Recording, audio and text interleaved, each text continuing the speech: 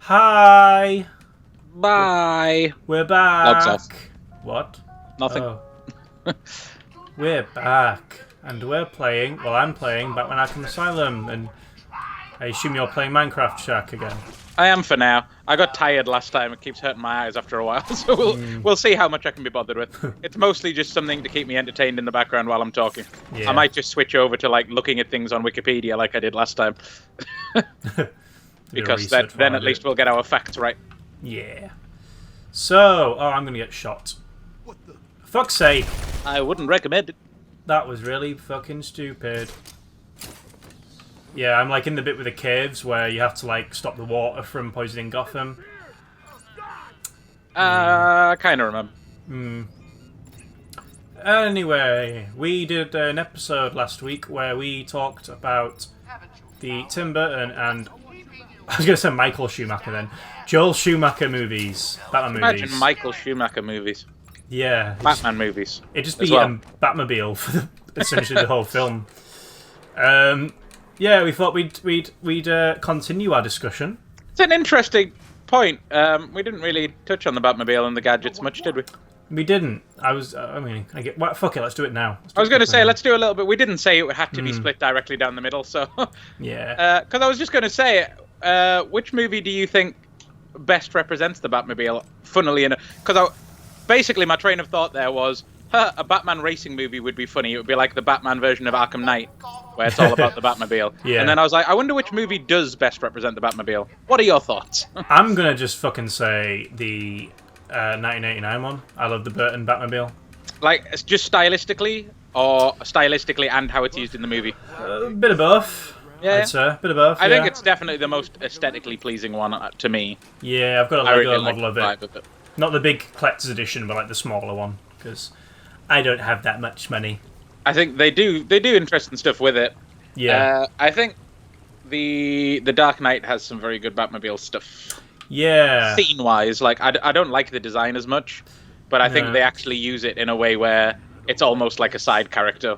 Yeah, in the Dark Knight, which is fun. It's a nice segue onto what we're going to be talking about today. Yeah. The Nolan Batman movies. Maybe the DCU a little bit. Yeah, a little bit of Batfleck. Yeah. Yeah. Batman Forever kind of does some weird gadgets, right? Because you get the Bat Plane or Bat Wing or whatever it's called. Oh yeah, yeah, and then you have like the Bat Cycle, like Robin cycles and stuff, and Batman Robin. And we got an actually wholly ex-Batman joke. Oh, we do, yeah. Like the old time. I can't even remember what he says. It's something. It's not even a pun, is it? It's like there's a grate, and he's like, "Holy great, Batman!" Yeah, something like and that. it's like that's not a pun.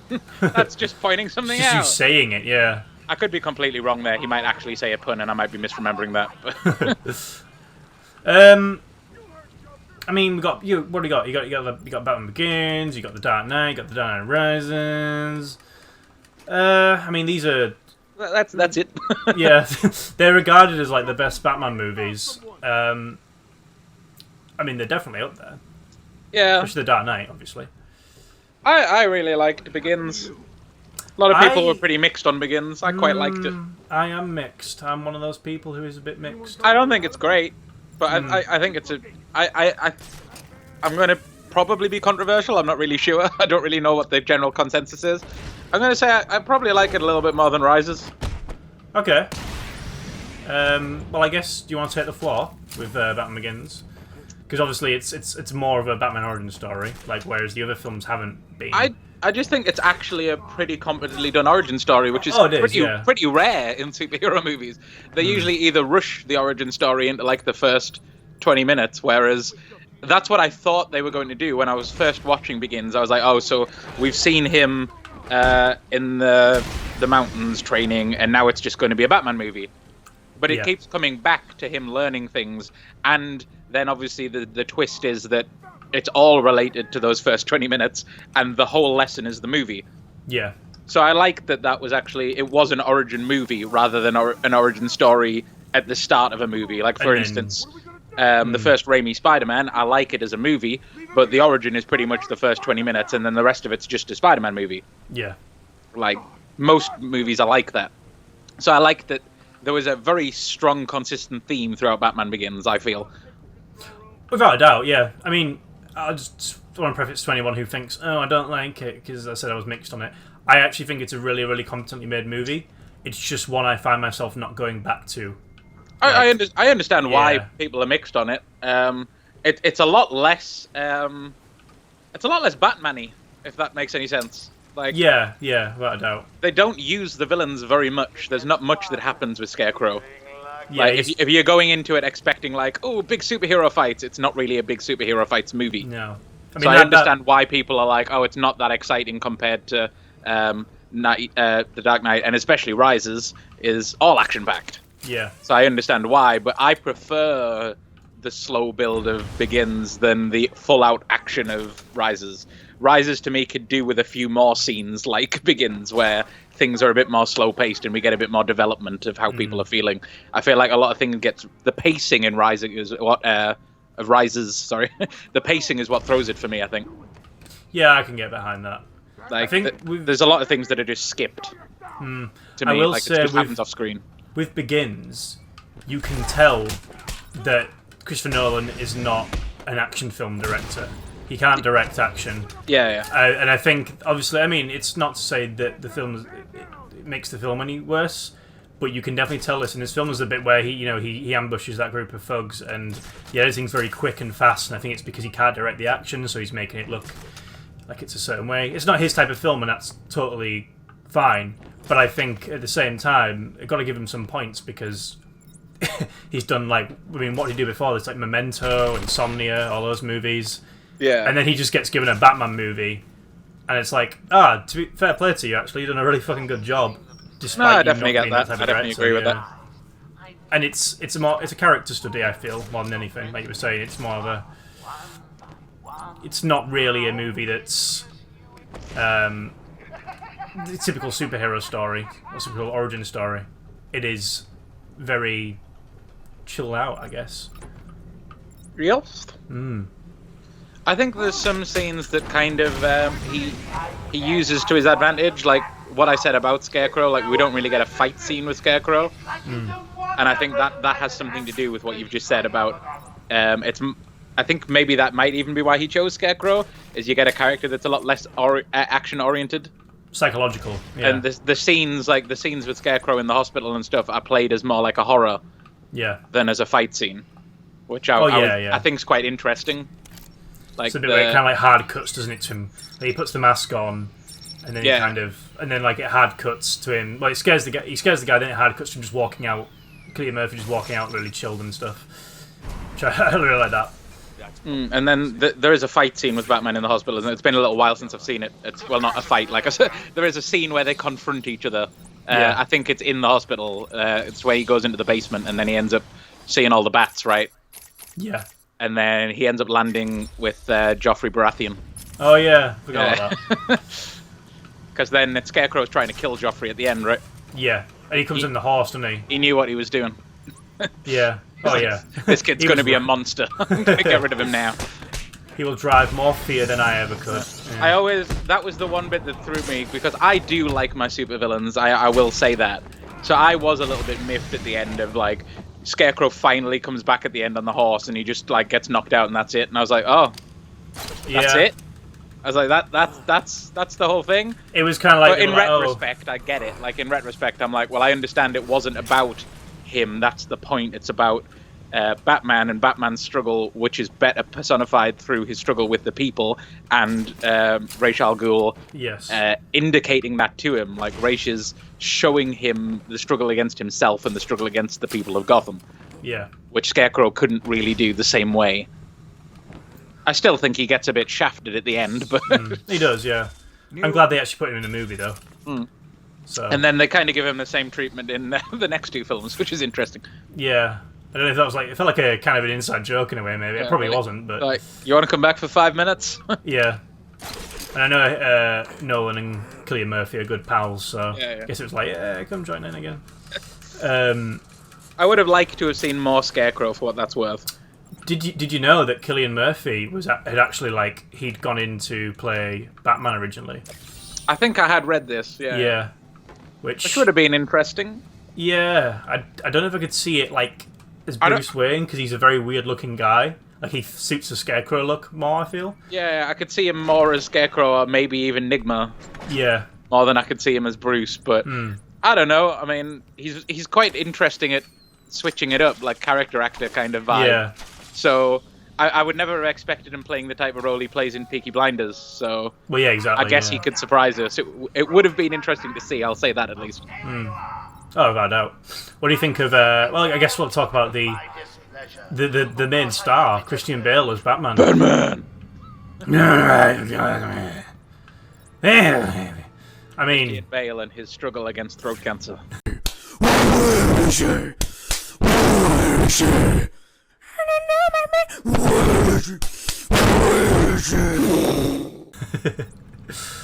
I mean, I'm just gonna say it. He's not my favorite Batman, but he's my favorite Bruce Wayne. Yeah. Without a shadow of a doubt. I don't think he's that bad, but like, it's so stupid when you actually focus on the voice. But when you're not focusing on the voice, you just forget about it. Like, you can watch those movies and enjoy them without being like, that voice is dumb. It's only when you stop and actually think about how dumb the voice is that it becomes distracting. Yeah, totally. Like, I didn't even notice until I saw the meme videos of people taking the piss out the voice, and I was like, oh yeah, it is pretty dumb. But I hadn't noticed until people pointed it out. It is easy to look past it. To be fair, yeah, I'm with you on that one. I think that was the exact same thing with me. So, I don't give him too much shit for Batman. Like you said, he's not the best Batman. He's probably, I think he probably takes it over Clooney and maybe Kilmer. Oh yeah, absolutely. I think he. I mean, yeah, totally. I don't think he's miles above those guys. I think that's unquestionable. Obviously, very tonally different movies, but yeah. Like, I think Kilmer's a good Batman for that aesthetic that he was in. Yeah. But I would probably say I'd still rate Bale's Batman. I know you said Nolan's Batman, which is correct, but not correct. Yeah. Bale's Batman probably higher, even considering that they're very different tonally movies. Yeah. But I love him as Bruce. I think he's excellent as Bruce Wayne. I like the development of him as Bruce throughout the trilogy. He pulls it off very well. Oh yeah, totally. I don't know. He is Bruce Wayne to me. That's how I feel. Like I don't know, his look, just how his build, just how he talks and stuff. And I guess he's up there. Yeah. I mean, live action wise, I'd probably say he's the closest for me. Yeah. To me, like, definitive Bruce Wayne is closer to what I would like the Telltale version. Yeah. Okay. Because I think the Telltale version's closest to the comics. So that I'm used to him being a little bit almost comically manly, like he belongs in the Dandy or something. Like John Hamm style. Oh yeah, John Hamm would be. Like, I'm used to that very wide-faced big Bruce Wayne guy. Yeah. So I always think, even when he's buffed up, Bale has quite a slender face. Yeah. I'm used to seeing Batman with his big comic chin. You know what I mean? But that doesn't mean that I don't love him in the role. I just think, well, this is more like the live-action version. It's hard to find someone that fits that. Even Batfleck's probably the closest aesthetically. Yeah. But I think Bale's closer in character, obviously. Yeah. That's what sure. I mean, I think he is. I don't know. I guess it's because he was like one of my first Batmen, I guess, before I properly got into comics and stuff.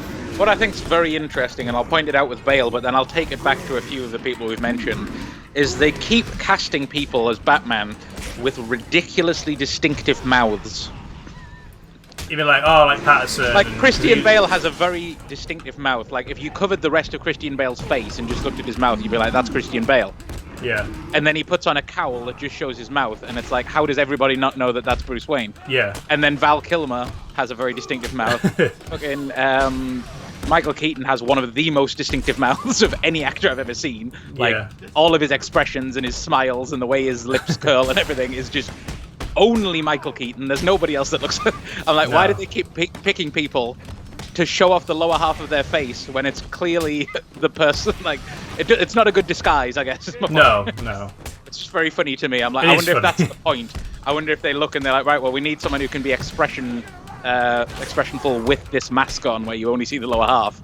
so they pick people on purpose, or whether it's just accidental that we keep getting Batmen that are horrendous at hiding their identity. There's like a big cult that's like, every time we cast a new Batman, we have to give him a really fucking weird mouth. Like, the gods have told us. We have to know exactly who he is from his mouth. Yeah. Yeah. What about Liam Neeson? Because I liked him. It was one of my first proper exposures to Ra's al Ghul, really. I think Begins came out before the Arkham games, right? Yeah, it was like 2005. Yeah. So I think it was like it wasn't until City you meet him again, right? Yeah, I say 2011. I say meet him again, like the continuity is connected. Meet him again, fourth wall breaking wise. Yeah. That was my next exposure to him, I guess, is what I mean. Yeah. And obviously, I was quite surprised. I was like, oh, he's a lot different than I expected him to be. And then I read up on the character in the comics, and I was like, oh yeah, he's a lot different than he was in Batman Begins. But I didn't dislike it. A lot of people had an issue with the ethnicity. Oh yeah, because he's supposed to be Asian, isn't he? Yeah, but I mean, I didn't think it was horrendous. I understand retrospectively that it's like, well, they probably could have cast him on a bit closer to what the comics are. Yeah. But then you couldn't really have. It would have been hard to have the same level of twist. The interesting thing is, obviously, you're led to believe that the Ra's al Ghul is actually the Asian guy. Well, that's what I mean. The twist wouldn't have been as impactful. Yeah. If, the other guy that was helping on the mountain was also a mysterious-looking Asian guy. You'd be like, I wonder if he's actually racial. Yeah, exactly. Exactly. The twist could have still worked, but it would have been harder to make it work. So I understand why they tried to do the bait and switch with us. Yeah. But yeah, I don't know. I mean, he's not horrendous in the character. I like the way he plays as a foil to Bruce. Yeah. More so than even a foil to Batman. Like. Yeah. He very much plays on Bruce's insecurities, which I like as the character. He's, despite being probably one of the most physically adept people in the movie, he's definitely a psychological villain, which is interesting. Yeah. What do you think to, like, there's this whole thing at the end where it's a very, like, controversial scene when he lets... I don't have to save you. Yeah. Or whatever he says. Yeah, that's exactly what I was going to say, yeah. But I don't have to save you. Flies away. Whee. Yeah, I don't have to do that, I don't save you, yeah. Which... Whee! I just want an edit of that way, just spread this way. Ra's al Ghul's are like, fuck. Yeah, I never cared as a kid. Like, I wasn't even that tied into the whole Batman doesn't kill people thing until later, really. I think that's why I overlooked it in like the Burton movies as well, because I wasn't as compelled at that point to know his character off by heart.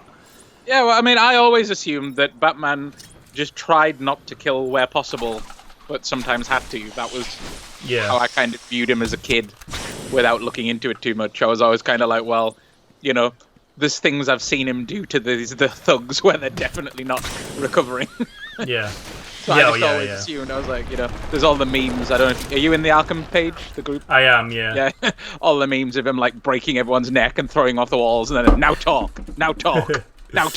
Yeah. It never gets old. Fucking love it. Just the amount of times Batman just basically murders someone. Like, now talk. I'm dead. I can't talk. Now talk. Flies down to the rubble of the train with Ra's al Ghul in. Now talk. It's just a fucking car. But yeah, I didn't mind it, and I mean, they do kind of address it. Like, he does say, "I'm not killing you." It's a bit of a cheat. Yeah. But they do make it that at least in his eyes, he's not killing him, quote unquote. Well, you've got that really like famous line as well. Nolan's is the only one where he actively doesn't kill anyone by choice, right? Trilogy. I think so. Yeah. Yeah, because there's this, which is obviously the touch and go one. But he justifies it in a weird way, so I guess we'll let him have that. Yeah, it was his first show, like Shinding. Yeah. But then everything else, I don't think he does. Like, obviously Joker doesn't, and then Catwoman comes in at the end of Rises. Yeah, to do the dirty. That was fucking dumb, but I guess we'll get to that. Yeah. Wait, what happens to Talia in Rises? It's been a long time since I've seen. She dies really poorly, didn't she? She's just in trouble. She goes. Who kills her though? Why did she die? I think she's like, she does a crash or something, isn't it? She's like a car crash. Alright, so that's not a truck crash, I think, Batman's from what I fault remember. No. Yeah. So yeah, I guess this is the one where he quote unquote doesn't kill anyone. I'm sure if you go through, you can find scenes where he throws a thug off a roof or something. Yeah. Because he does like doing that shit.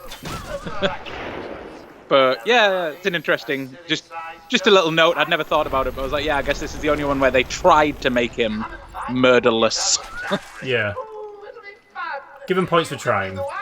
Because that's kind of the crux of the second movie, isn't it? I know we're bouncing between them, but the crux of the second movie is Joker playing on his quote-unquote one rule. Yeah. So I guess that's what they tried to develop in this one, is it's a big part of his character. Yeah. But before that, none of the media really talked about it. Like, none of the old movies talked about his one rule. Yeah. None of the games I remember playing talked about his one rule. Like, I know it was a thing before then, but it wasn't a big thing in the multimedia of Batman. Yeah. We didn't see him massacring everybody, but he also didn't always talk about, this is my rule, I don't kill.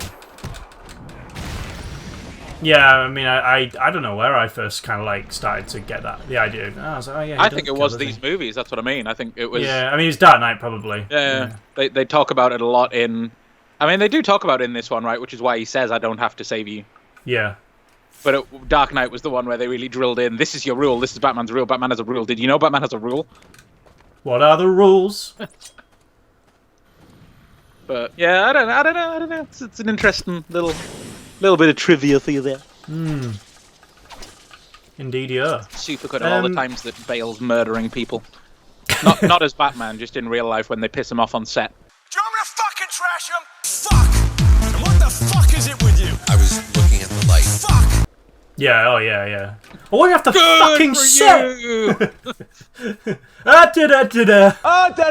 I'm really sad that we haven't seen Christian Bale as a Batman villain. I'm just gonna throw that out. Who would be good as? Christian Bale would have been a better Two-Face than any Yeah, Two-Face. Two-Face or Black Mask or someone like that, yeah. Like, I like Eckhart's performance as Two-Face, but Christian Bale is Two-Face. Yeah. Like, you just imagine him switching between his, like, Bruce Wayne persona and then, like, his American Psycho persona.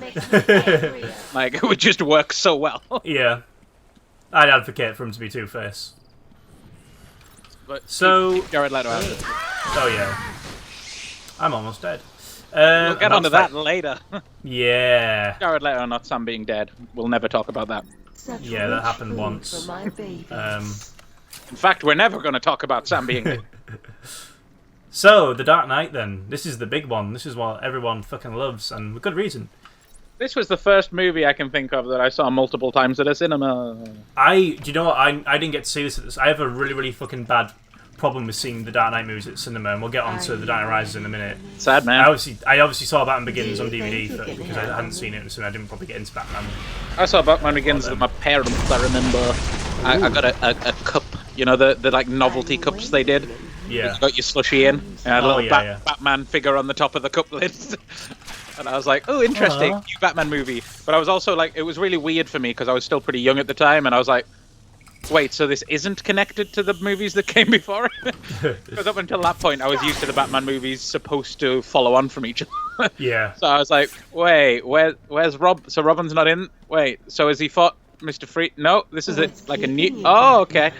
I think at the time I didn't watch trailers either at that age, so like I had no idea what to expect until we went in to see it, and I was like, oh, that was interesting. I quite liked it.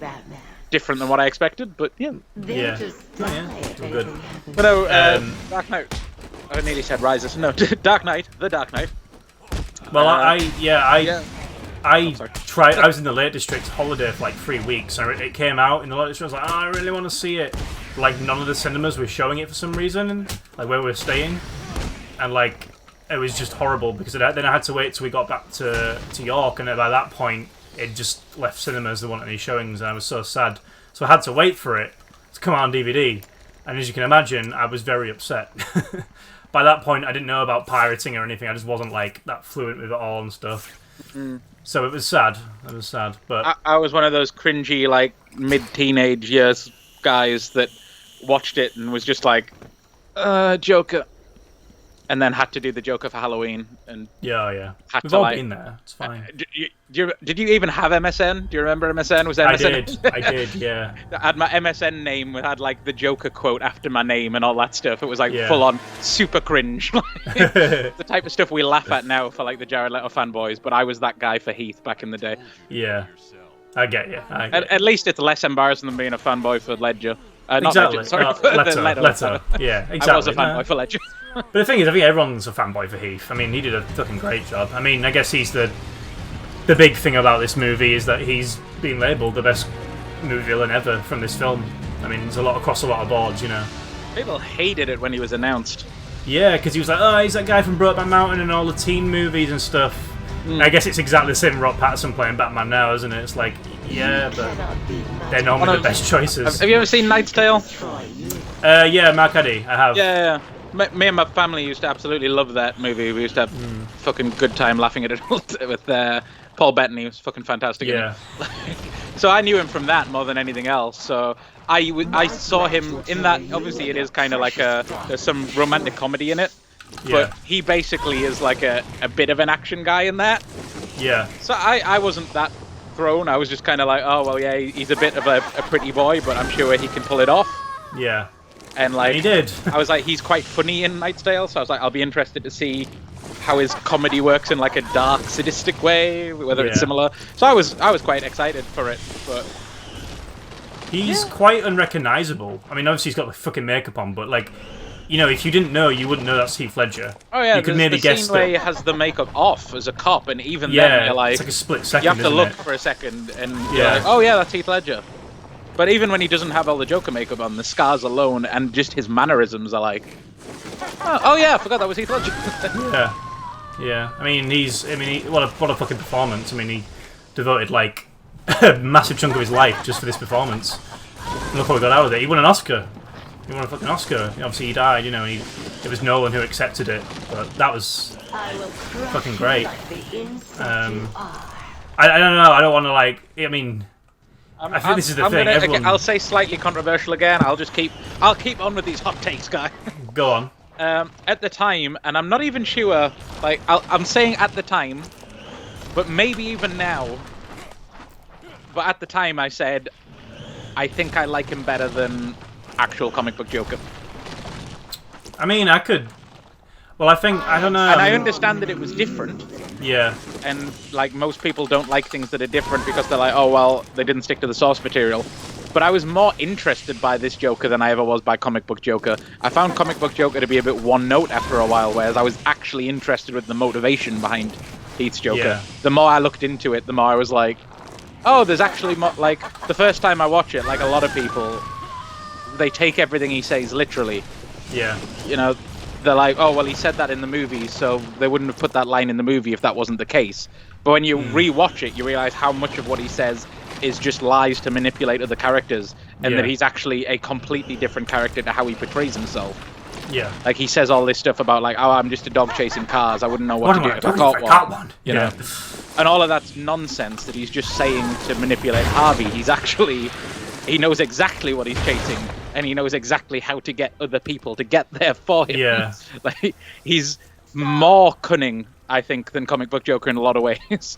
Obviously, there's different versions of comic book Joker, but when I say comic book Joker, I mean, like, the definitive Joker that people think of when they think Joker.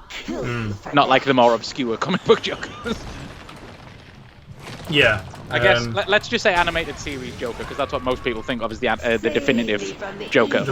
Yeah, I mean, to be honest though, I agree with you in a similar way. I mean, I don't know, I feel like I've got to a point now where I'm accepting of all Jokers equally. Like, I'll have my personal favourite, which is Nicholson.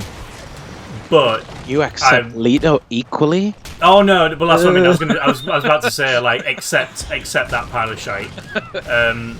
I think I just said Leto. I think it's Leto, right? Leto. I always mispronounce his name. Fuck it. Yeah. Jared Leto. Why is it when I hit Poison Ivy, she sounds like she's having an orgasm? She goes, oh! Because I hit a batarang at her. That's what she's into. That and plants. Yeah, I mean, I feel like he was the Joker for me at that time as well. Like, I thought this is just I'm not sure retrospectively. I haven't thought about it recently, which is why I said Maybe now. I haven't really put much thought into it, and I don't want to say a split decision right now. Obviously, since then, I've seen a lot of different types of Jokers. I've read a lot more comics. There's some comic book Jokers that I think are amazing, but usually because they're a little bit different. Like, I like the ones that are a little bit different. I really like what Gotham did with Joker at the start. I like Jerome a lot. I thought Jerome had all the best qualities of a manic Joker. He was less cunning than Ledger's Joker. He was good at planning, but he was genuinely more unhinged, I think, than Ledger's Joker. And then obviously they bring in Jeremiah in the later seasons, like we talked about last time. Jeremiah is much more cunning, much more in kin with Jack Nicholson's Joker, but more sinister, I think, than Nicholson's Joker. It's like they took that Nicholson's Joker, who was in more of a cartoony world, and were like, well, what if we took that Joker and made him really fucking psychopathic, like in a less comedic way. And I really liked that. Then there's the final episode, which we're not going to talk about, as I said last. But the thing is, he's not bad. His performance in that final episode is great. It's just the interpretation. It's just sad that they had to take the... Basically, a little rundown for anyone that didn't know. DC told Gotham that they couldn't use the name Joker. Because it was too confusing for people to have multiple Jokers. Even though they have Leto and even Phoenix. Though they didn't at the time, but a month after that statement, they announced Phoenix's Joker movie. It was like, okay, so it's okay for you, but not for the... Okay. So they had to do a whole thing where they weren't allowed to call him Joker, and he wasn't allowed to have the traditional green hair, so they had to make his style different. And they had to... Like, I would have preferred it much more if just Jeremiah had naturally evolved into the Joker. I think that would have been more fun. But Cameron Monaghan does a fantastic job in those. I think he's the MVP of the series Gotham, really. Him and Lord Taylor. Corey Michael Smith's fantastic. I was going to say those three, I think those two are the ones that... Corey Michael Smith, to me, makes a definitive Riddler, which I think is hugely impressive. But Robin Lord Taylor made me reevaluate the Penguin. I never cared much about the Penguin, even with the Danny DeVito one. Like, I like Danny as the Penguin, but he was always more of like a jokey Batman villain. Like, I never want to be taken too seriously. I wasn't that bothered about, like, if someone was like, "Oh, there's a good Penguin comic out," I'd be like, "I don't care. I'll wait for the next issue when there's a villain that I want to see him." But Robin Lord Taylor made me view the Penguin in a different way, and Cameron Monaghan made me view the idea of Joker and how Joker can spread like a fucking disease through multiple people. And I was like, I really liked what they added to the ethos of Joker to me, this whole like lore of the character and his madness, and how his madness basically is the character more than the actual flesh and blood that is the character. Which is what I think Ledger does a good job with, tying back in there. I think Ledger does a good job of showing that he doesn't care about the physical body he's in. He doesn't care about damage that happens to him. He doesn't even care if he dies at the end, as long as he plants those seeds of like mayhem that he's going to cause that'll end up proving his point. It's just a big old game. Which I think that is definitive Joker to me. Whether there's some comic book versions that do that, but that is, to me, more the Joker is him trying to prove this point.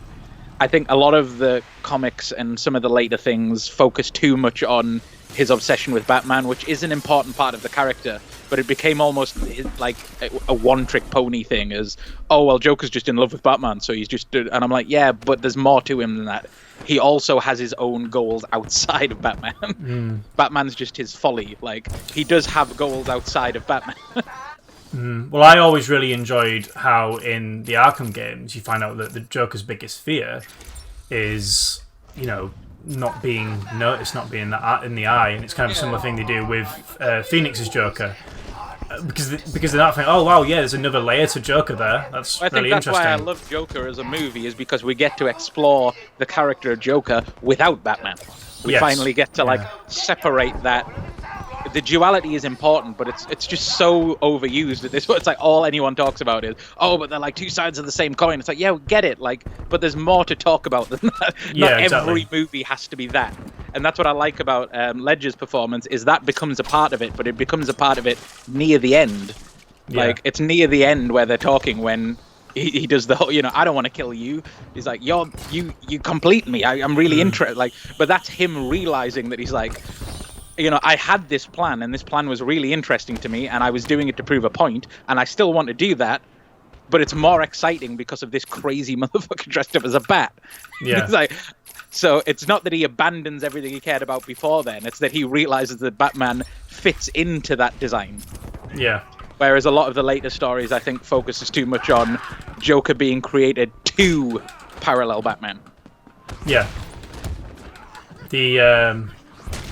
I also just want to mention that the party scene is one of the most amazing scenes ever, where it's such a fucking tense scene. I think it's one of the best executed scenes I've ever seen. Scene. Where, the car blows up and all the cars are there and Gordon's like, what the fuck? And then Joe comes up in the elevator and he's taunting everyone. I fucking love that scene. Hello, beautiful. It's amazing. Yeah. You are beautiful. I was going to say, we kind of glossed past him in the Batman Begins one, but Gary Oldman as Gordon. Oh, yeah. Fucking king. I think my MVP, Commissioner Gordon. Yeah. I like Jonathan Banks in Arkham Knight. But oh, yeah, I was thinking more live action than the... Yeah, as I was going to say, but he wasn't live action, so... Because when I see Arkham Knight, I see Gary Oldman almost in that character. Like, I know that they're not the same visually, but...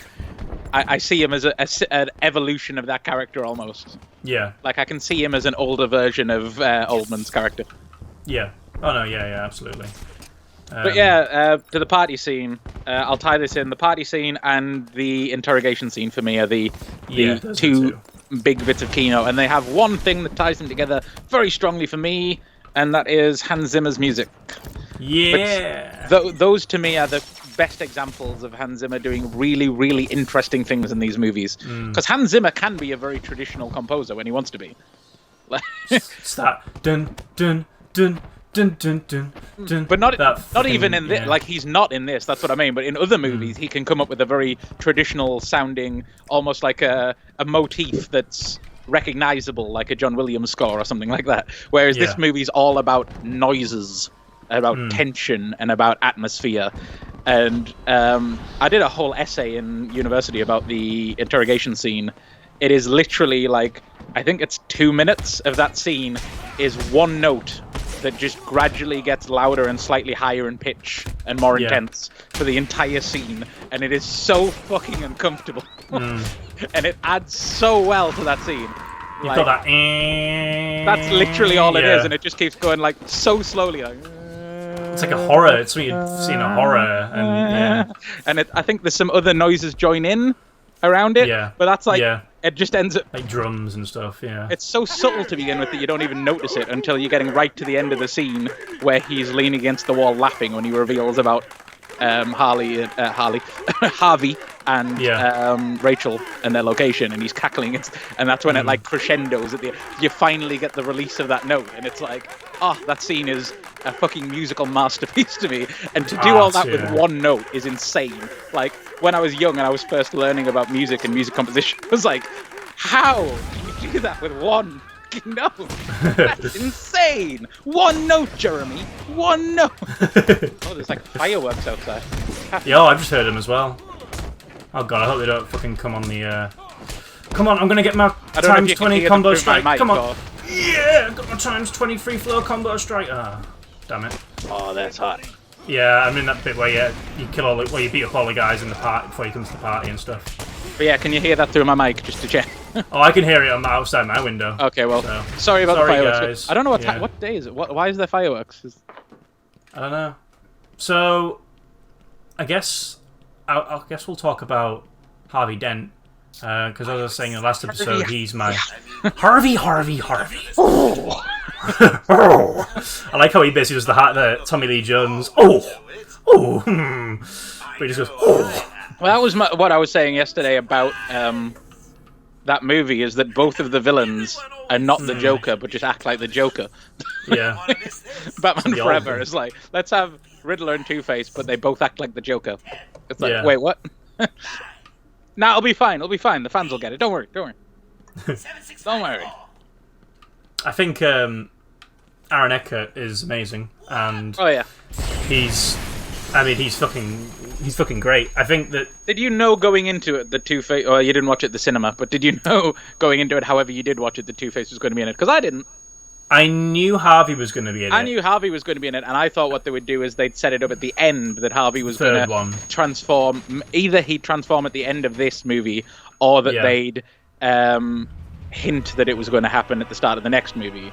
Yeah. I didn't think he was going to be like a dual villain movie. I thought we were going to see Harvey Dent in this movie more than we were going to see Two-Face, which was interesting. I'm with you on that one. I didn't think that was going to be the case either. But I feel like, I don't know about you, I think it kind of worked. I think it worked perfectly. It's the opposite of what we talked about last week. This is the perfect example of how to balance two villains in a way where they both add to each other's stories in a really organic, natural way. Where if you took away one part, it actually weakens the other villain's story. Yeah. It's a masterclass compared to the movies we talked about last week. They're very intertwined.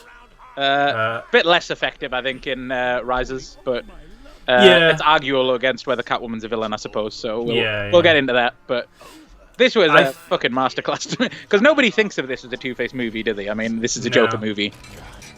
I kind of want to check if Aaron Eckhart was nominated for a supporting actor Oscar, because he fucking should have been. I'll have a look. I'm not playing anything at the minute. I've just got Google up. So. I feel like he should have been, because...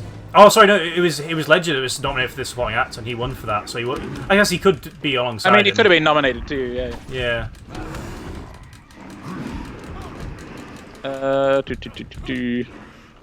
Two-Face. He won the Central Ohio Films Critics Association Award for Best Acting Ensemble, and he was nominated for the Broadcast Film Critics Association for Best Cast, the Saturn Award for Best Supporting Actor, and the Screen Award for Best Villain. So no Oscars, but at least he got recognised. Yeah. He got some and he won one of them. Oh, good, because he's fucking amazing. Well, that's what I was saying about nobody thinks of this as a Two-Face movie. Is he's fantastic, but he's just outshadowed, I guess, by Ledger. And obviously, the meta of what happened with Ledger, I think, impacted that as well to some degree. But I think it's deserved. Don't get me wrong. Like Ledger is better. Ledger definitely deserves it more than Eckhart, but I don't think that means that Eckhart wasn't a fantastic Two-Face. No. And I never would have pegged him as Two-Face. Like if someone ever said, "Who do you want to be Two-Face?" and they showed me a picture of Aaron Eckhart, I'd be like, he looks a bit too fair-faced, and he's got light hair, and he looks a bit too. He's a bit Harrison Fordy, isn't he? Like, he's not who I would have pegged for the character, but I guess the idea that he is quite white knighty as well. He looks like he's a very good person. But again, I'm used to Two-Face looking more John Hammie. Like he's a very dark-haired. He kind of looks a bit like Bruce in that way. He's kind of like a. So when I was like blonde Two-Face, it's more likely than you think. But then I thought he was fucking fantastic. Definitely the best live-action portrayal, not that we've had many. Apparently we're going to get one in the Reeves trilogy. I fucking really like the dude that played Harvey Dent in Gotham, but we never see him transform, which is a shame. Every time I think of him, I imagine Dale Cooper. Yeah, he's got a similar vibe. Yeah. But he's very good at that. There's that one scene where he's talking to one of the guys he's trying to get to confess something, right? Yeah. And the guy takes the piss out of him, and he just snaps and like screams at about how he'd like bury him, and he's literally like spitting, and there's like spittle dribbling down his, and then he just kind of really snaps back to. So anyway, and just that it's the no. I've never seen like this Two-Face doesn't have that dual personality in that way. No. But that is the definitive comic book Two-Face to me, is that he has this like bipolar back and forth. Yeah. And I loved the way that that actor portrayed that. I was hoping so much that he was going to come back in season 5 and we'd see him, but maybe come like Two-Face. Well, I guess it makes more sense because Harvey should befriend Bruce first before he turns into. Yeah, my only problem was that he was a bit older compared to Bruce, and I was like, it's not a massive thing, but I kind of like the idea. They describe him as being a very young. He's not a DA. I can't remember whatever his job is. Very young. I think it's implied he's like in his early 20s. Yeah. So if Bruce is like 14, 15 at the time, it's not too bad. Like by the time Bruce is Batman in his early 20s, Two-Face would be in his late 20s. I could still see them being friends. Yeah. You know, I was okay with it. But Gotham has a whole load of continuity, things like that. You have to view it as an Elseworld series. Yeah. I didn't at first. That was a front of my film. It's a fantastic Elseworld series, but don't go into it like expecting everything to be the same as it is in the comics. Yeah. But I think that's most of our praise for this movie, tying it together, isn't it? Yeah. Is this movie is fantastic because of how much it changes from the comics. Joker is nothing like Joker is in the comics. Two-Face isn't that much like Two-Face is in the comics. No, but he's still a... But they're both fantastic portrayals, and they made me care about each respective character more. Yeah. Which I think is a really good indicator of a good script, good casting. Yeah. Oh yeah, without a doubt. I think Nolan did a fucking great job in intertwining the stories, and obviously it comes at the end. I mean, the ending with the boat and stuff is fucking like that's something else. And the final fight between Batman and Joker, and then he goes to obviously confront Two-Face because he's got Gordon's kid and the family and stuff. It just wraps up beautifully. It doesn't. I mean, it's a long movie, but it doesn't feel like long. It feels like the pacing's pretty fucking good, I'd say. Yeah, there's so much in it too, though. Yeah, and that's what I mean. Doesn't feel rushed either, like both ways. You got the stuff in Hong Kong, haven't you? And then you've got like, that's what I mean. It hits that perfect balance where it doesn't feel too long, but it also doesn't feel rushed. It doesn't feel like they've crammed too much into a small space. Yeah. Even though realistically it probably should. They do far too much in that movie than they should fit in that movie. Yeah. But it works really well. I'm thinking it through in my head, and I'm like, oh yeah, I forgot about that. Oh, I forgot about that. Oh, I forgot about that. And it's weird because you wouldn't think of these movies being crime movies as such, Batman movies. I mean, they are, but you'd think being a superhero movie. These movies feel like they're crime movies. Like, I don't know. There's a mass. They don't feel like superhero movies at all. I fully agree. Yeah, they're fully grounded in quote unquote reality. I will take the word fully out. They're grounded in reality. They're not fully grounded in reality. Obviously, fucking Harvey wouldn't have survived that explosion. The way his face was. But they play it off in a way where you can suspend your disbelief and imagine that could happen in this realistic, gritty world. Yeah. There's no superpowers. There's no villains with superpowers. There's no super drugs that give anyone super strength like Bane. Bane's just a strong guy. Like, they strip all of that sci-fi and supernatural elements and superpowered elements away from Batman and all of his villains, which is interesting to me. Yeah. The closest we get is like Scarecrow's gas, which is also explained in a very scientific way. Yeah. And it makes sense. That's what I mean. They were realistic. You could believe that this would happen. These things could happen. I view these movies as Elseworld movies. They are. It's like, what if Batman lived in a world where there weren't powers, basically? Yeah. And I like that. I love that we get to see that because it's very rare that there's not much else that does that. Yeah. I can't think of it. I'm sure there are some comics that have done it, but I can't think off the top of my head of other examples of Batman being in a world where none of his villains have powers, or there's no existence of other superheroes with powers or anything like that. Yeah. It's a much darker, just grounded approach that makes you feel like it's a grittier world, like these are just fucked up people. Yeah. Feels real. Yeah. I think this film really put Nolan on the map, didn't he? Really. Yeah. And I think he was the perfect guy to do it. The thing is, he wouldn't be my first thought. If you asked me, if he hadn't done any of these movies, and you said, "Oh, Christopher Nolan's doing a Batman movie," I'd be like, "What?" Like, let's say he hadn't done the Dark Knight trilogy, and he'd done his last film was, it was Dunkirk, wasn't it? He's obviously doing Tenet. I'd be like, "What? Why him?" It's such a weird choice, but yeah, well, he connects so well with the world. We keep going back to these same words with everything. Oh, that wouldn't have been my first choice. I wouldn't have expected that guy to play that guy. I wouldn't expect. But it all works. That's kind of the whole thing, I think, for these movies, specifically this one. But there's so many. He clearly knew what he was doing in a way that even us as the fans didn't. And even Gotham feels, it's not your traditional Gotham, but holy fucking shit, it's like it's. We see Gotham a lot more during the day in this movie. Yeah, but I'm still I still believe it's Gotham. Oh, you know what I mean? It feels great, very gritty. I think these movies are grittier than the Snyder ones, despite Snyder trying to make the grittiest Batman movies he could. They just feel more comic-y to me, whereas this feels a lot darker and harder hitting. Absolutely. Hats off to you, Nolan, sir. Oh, I'm fighting Titan Joker. Yay! Already? Yeah, well, I've been playing it quite a bit. I played a bit of it last night. I thought you were just fighting Poison Ivy. Oh yeah, I beat her. Then I've just beaten his thugs in that room where he's on the big throne. But I didn't know it was that quick pacing. Yeah. I played it. I played it recently, like last year on Steam. But I always thought there was more between the Poison Ivy fight and the finale. Yeah, you've literally got the fight with the two Titan henchmen. It's probably because that's when I would have gone round and tried to do all the riddles and everything. Probably. Yeah. That's probably why I always feel like the pacing's different. Good games. You wasted the antidote on yourself? Now that's funny. I can't do a Mark Hamill voice.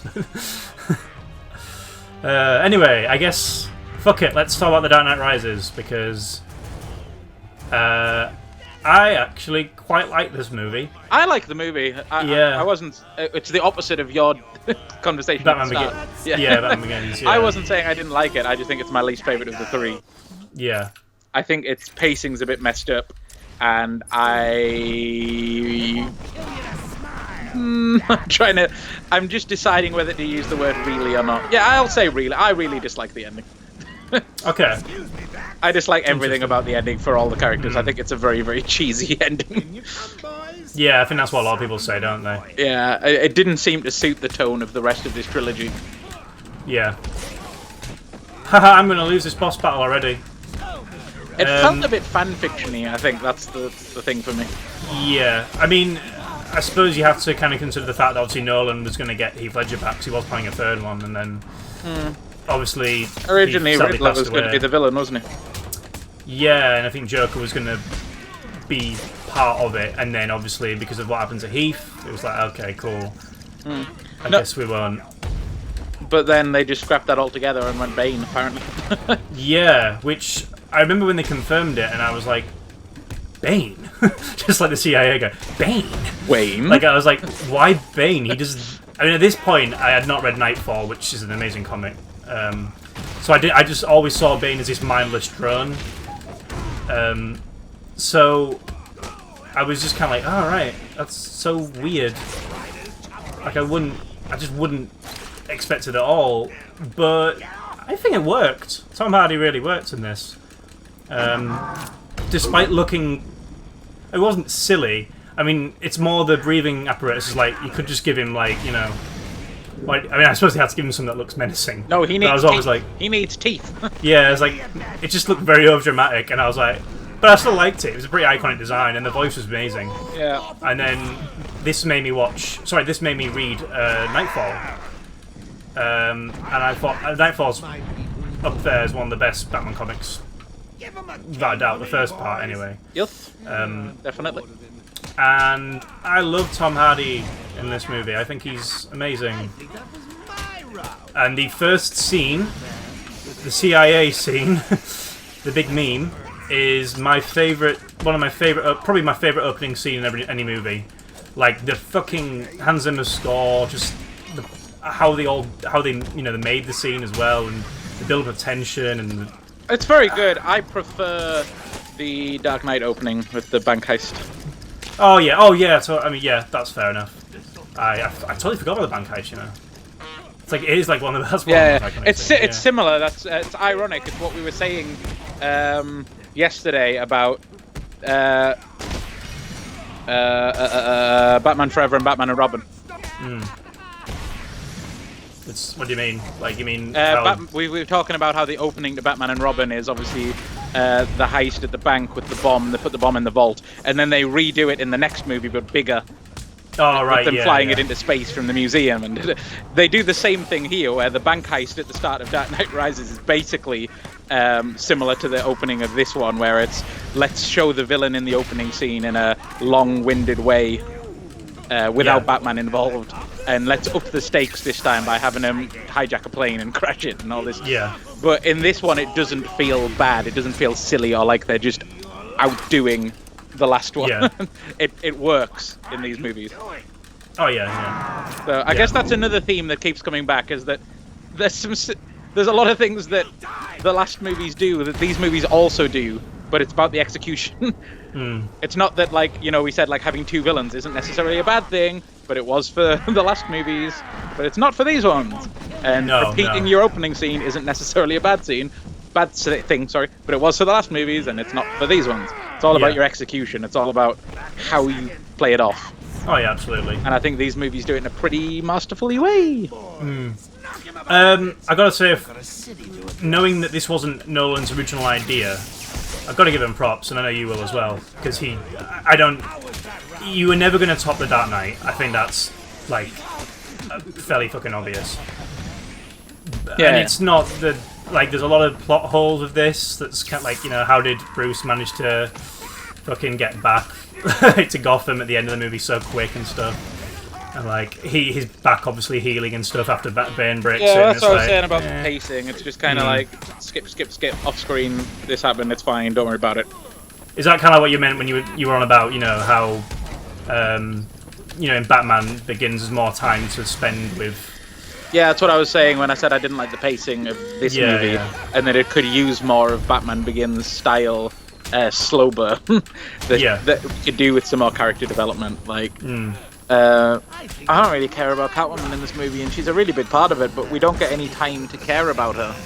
Well, we were saying in the last one, weren't we, that we just didn't give a shit. Like, we didn't. She's like the one we forgot about. But it's a shame because it's not a bad portrayal. Yeah.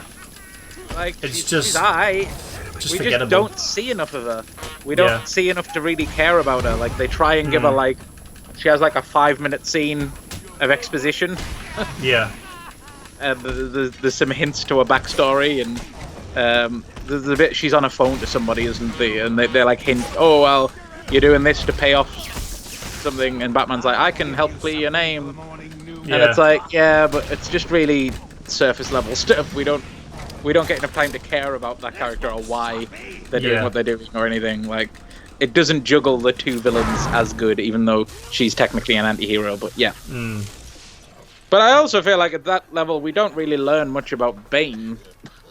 No, but then he was like this protector who looked after Talia al Ghul, and then he got beaten the shit out of, didn't he? And then that's but all of that's only revealed at the end, right? I like that he's in the League of Shadows. We don't get like much development of him throughout the story. He's a relatively unchanging character from start to finish, which I guess is the point. Is he's stuck in his ways. But at the end, he's a lackey, which is kind of a shame. Which upset me. Like, he seemed like. You can tell me if I'm wrong or if you disagree, but I feel like the moment they reveal everything about him, he loses any like intimidation. Well, it's that whole, it's the whole horror thing, isn't it? Show don't tell as well. When you see the villain, you're like, oh, cool. Well, I know what it's about now. It's the mystery that's the most intriguing thing, and I feel that's the same with Bane. It's ironic because it's his own line earlier in the movie. Where he's like, do you feel in control? Yeah. It's like after the reveal of everything about him. I no longer feel like he is in control, so I don't find him that intimidating anymore. It's not really his plan.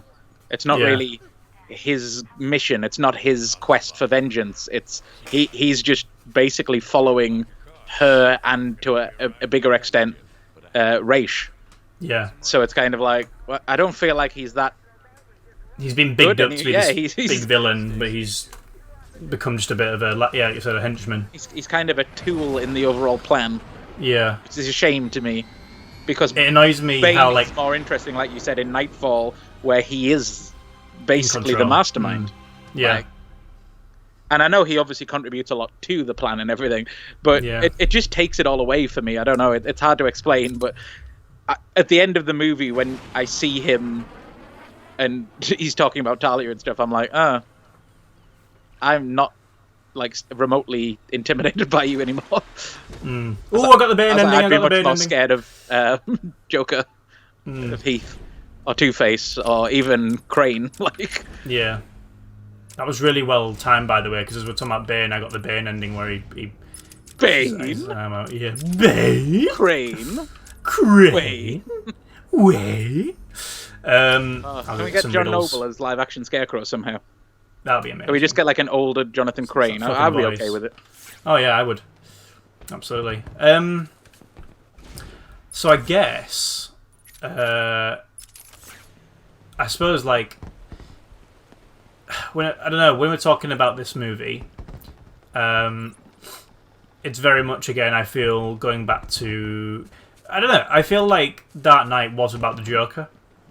Yeah. In a way, like it was, but whereas this, we've gone back to Bruce. And it's more about, it is about Bruce, I'd say. Yeah, I mean, the Dark Knight still does juggle Bruce's internal stuff a lot.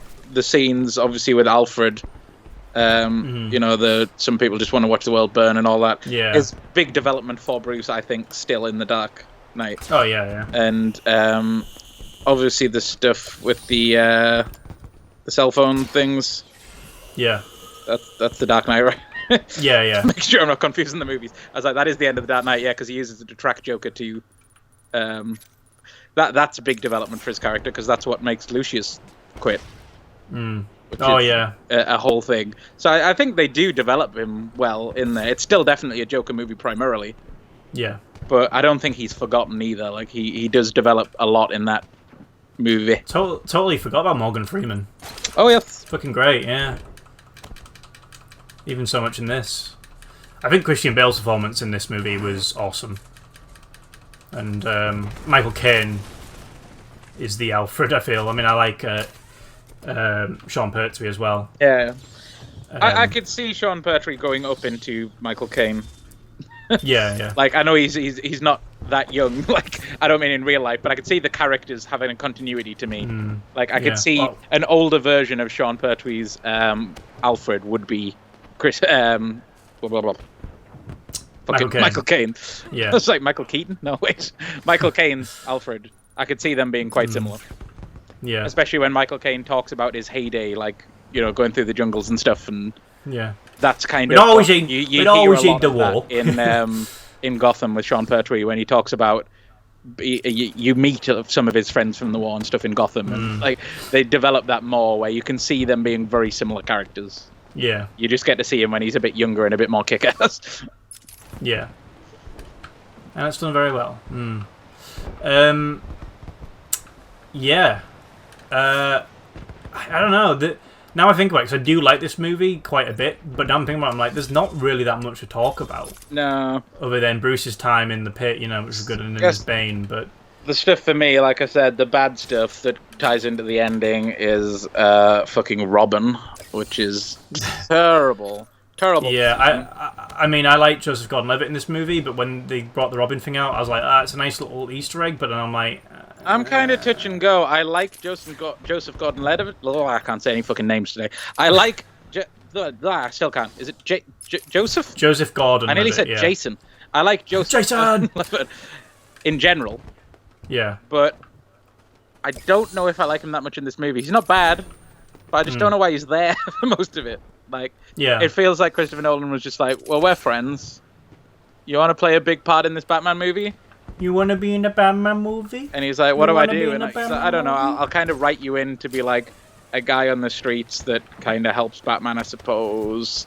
Like, pretty much everything you do could be done by Commissioner Gordon, but we'll just rewrite it so it's you for some reason, even though you're a new character that nobody cares about yet. Yeah. And then at the end, we'll reveal that you're Robin for some reason. He just feels like he probably shouldn't be in this movie, or that he should have been introduced in the last movie and built up to be in this movie. Yeah. It feels a bit rushed to me. Yeah, totally. I get that. And again, it felt like juggling too much when you've also got Catwoman kind of being on Bruce's side. Yeah, and you also got Gordon as well, and Lucius and all that, yeah. Well, that's what I said. Like, Gordon 100% could have done everything that... I don't know what I can't even remember his fucking name. I'm just going to keep saying Robin. I can't remember what they call him in this.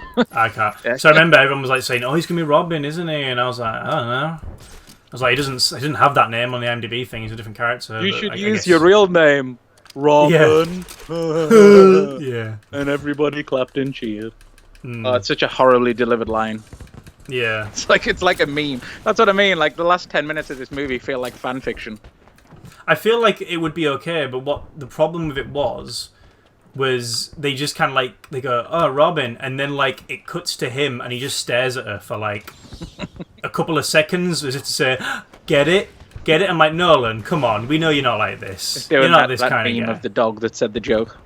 Yeah, exactly, yeah, that's what it was. And it's like, Robin. It's like you could just have skipped past it. Like, if you want to have it, fair enough, but like it just was so on the nose, and like, we get it, it's cool, we understand. Oh, it's just, I don't even, I mean, that's terrible, but even having it in general, I'm like, if you were going to have it, do you have to put it in the last 10 minutes? Because that just feels like you're doing it just to be like, oh, yeah, we teased Robin, but you never see him because this is the end of the trilogy.